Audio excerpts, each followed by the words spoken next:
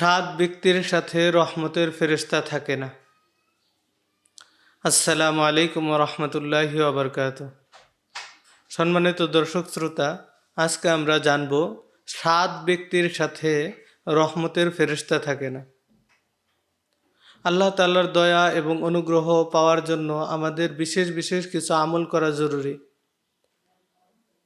তো আল্লাহ রব্বুল আলামিন দুনিয়াতে মানব জাতিকে সৃষ্টি করছেন এবং তাদের নিয়ম শৃঙ্খলার জন্য ফেরেশতাদের মাধ্যমে অনেক কিছু নিয়ন্ত্রণ করে থাকেন। তো আজকের এই ভিডিওতে আমরা জানব এমন সাতজন ব্যক্তি আছে যাদের সাথে রহমতের ফেরেশতা থাকে না। নাম্বার 1, নাপাক ব্যক্তি।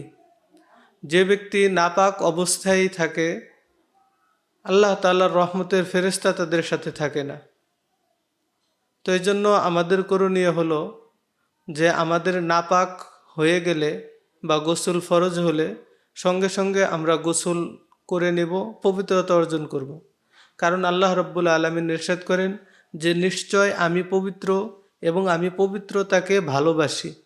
তো এই জন্য আমাদের উচিত হলো যে নাপাক হয়ে গেলে বা গোসল ফরজ হলে সাথে সাথে গোসল করে নেওয়া, নাপাক অবস্থায় না থাকা। নাম্বার 2, মদ পান করনেওয়ালা। যে ব্যক্তি মদ পান করে ওই মদ্যপেয়ের সাথে রহমতের ফেরেশতা থাকে না।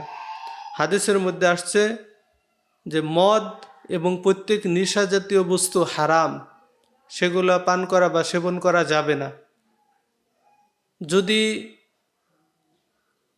তো এই জন্য আমাদের করণীয় হলো যে মদ পান থেকে এবং নেশা জাতীয় বস্তু থেকে আমাদেরকে দূরে থাকা।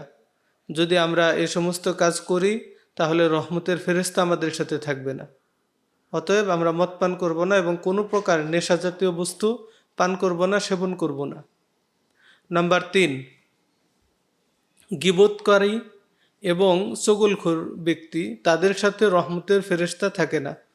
গীবত হলো কোনো ভাইয়ের অনুপস্থিতিতে তার অপছন্দনীয় কিছু কথাবার্তা বলা, আর চগলখড়ি বলা হয় একজনের কথা অপরজনের কাছে গিয়ে অতিরিক্ত সাজিয়ে গুছিয়ে ঝগড়া লাগানোর নিমিত্তে কিছু বলা।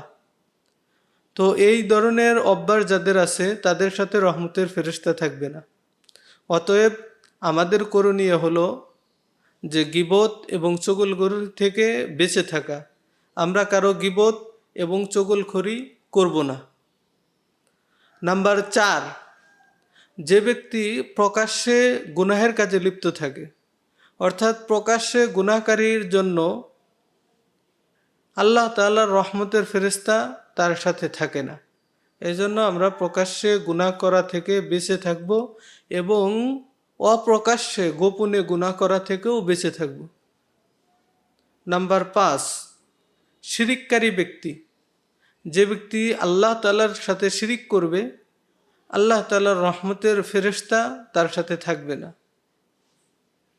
কেননা হাদিসের মধ্যে এসেছে এবং পবিত্র কালামে পাকের মধ্যেও এসেছে, নিশ্চয় শিরিক হলো বড় জুলুম, আর জালেমের সাথে আল্লাহ তাআলার রহমতের ফেরেশতা থাকা অসম্ভব।